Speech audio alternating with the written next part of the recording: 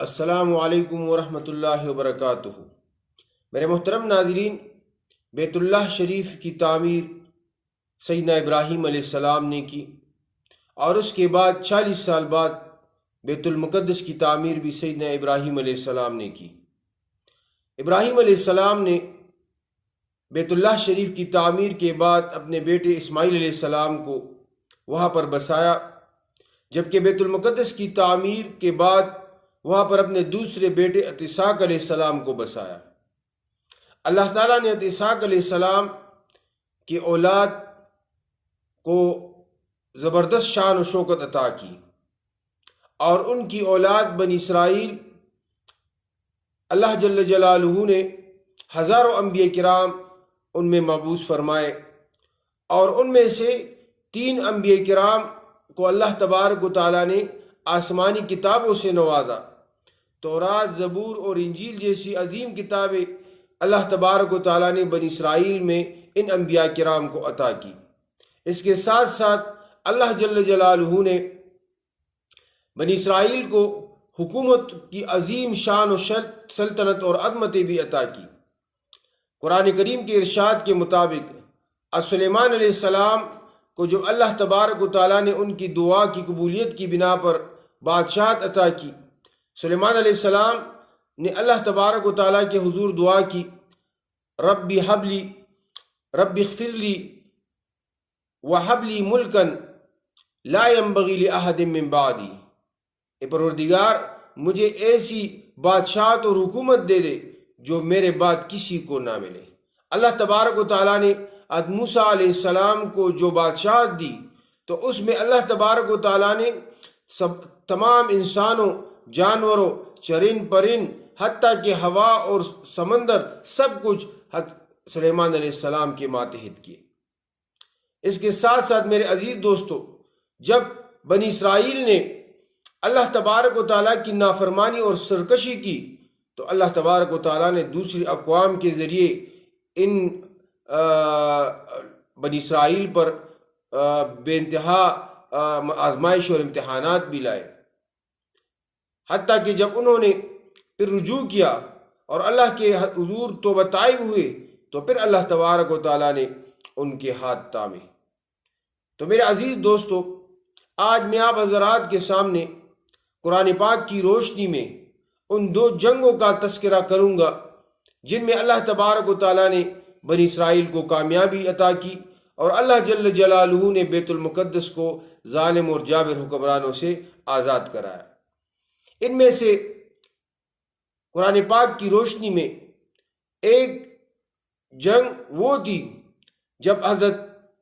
موسیٰ علیہ السلام کو اللہ تبارک و تعالیٰ نے فرعون سے نجات دی، اور فرعون اپنے لو لشکر کے ساتھ بحیرہ کلدم میں غرق ہو گیا، تو اللہ جل جلالہ نے موسیٰ علیہ السلام اور اس کی قوم کو بحیرہ کلدم سے نجات اور فرعون کے لو لشکر سے نجات دیتے ہوئے صحرائے سینا میں ان کو جگہ دی، اور وہاں پر وہ رہے۔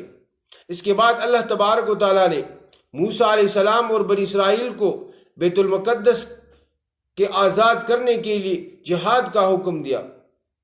اور موسیٰ علیہ السلام کے ذریعے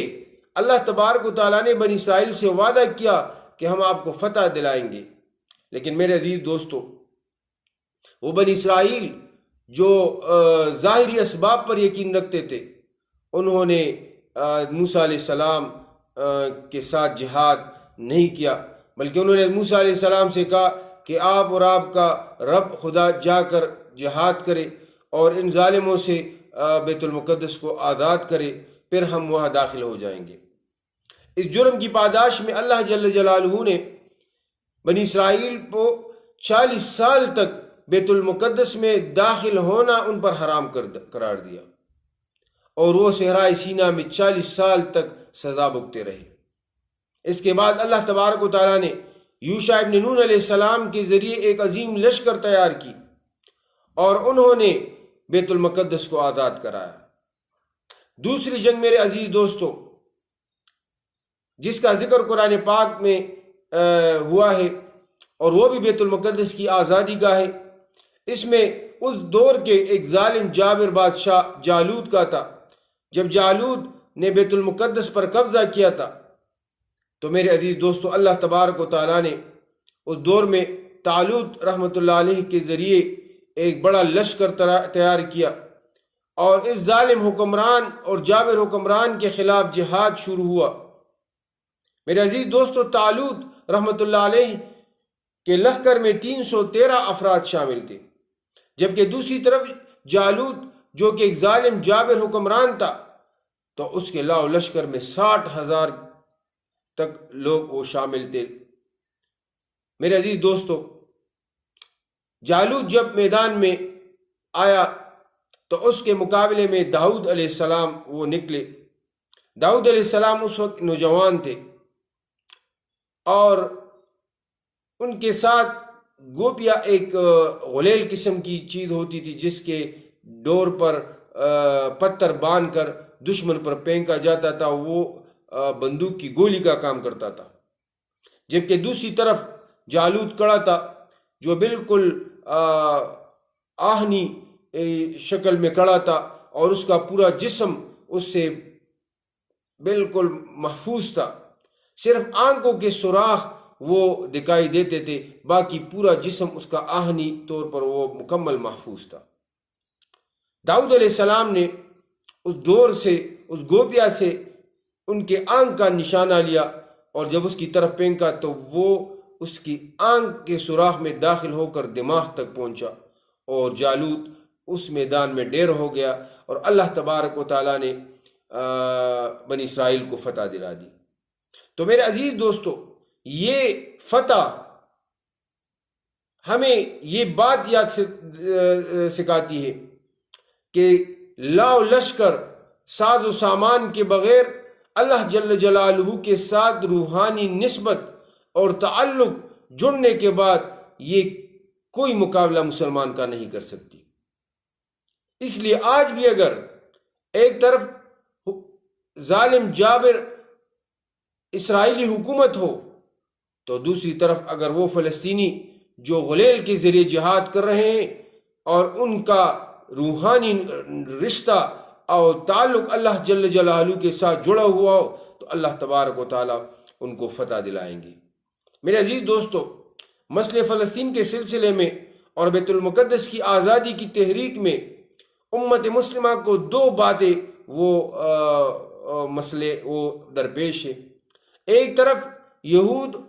اور عیسائی وہ مسلمانوں کے خلاف صف آ رہا ہے، دوسری طرف ہمارے وہ حکمران جو مغرب سے بالکل ان کے تہذیب و ثقافت، ان کے سوچ و فکر کے علمبردار بن چکے ہیں اور ظاہری طور پر مسلمان ہیں لیکن وہ عملی طور پر ان کے صف میں شامل ہو چکے ہیں۔ اس وجہ سے امت مسلمہ کو یہ چیلنج بھی درپیش ہے کہ ہمارے نام نہاد حکمران اور حکومتیں وہ بھی ان کے ساتھ ایک صف میں کڑی ہیں۔ لیکن میرے عزیز دوستو اللہ تبارک و تعالیٰ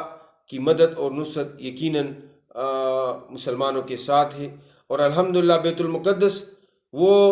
تاریخی انبیاء کرام کی سرزمین ہے جس کے صرف حقدار امت مسلمہ ہے، مسلمان ہیں، کیونکہ یہود اور نصارہ نے اپنے انبیاء کرام اور آسمانی کتابوں پر عمل کرنا چھوڑ دیا ہے، ان کو پس پش ڈال دیا ہے۔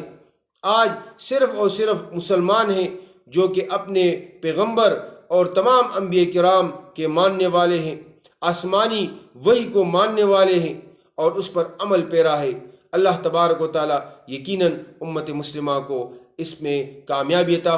فرمائیں گے اور انشاءاللہ بیت المقدس وہ ایک بار پھر امت مسلمہ کے زیر نگو آئے گا۔ اللہ تبارک و تعالیٰ ہماری مدد فرمائے۔ وآخر دعوانا الحمدللہ رب العالمین۔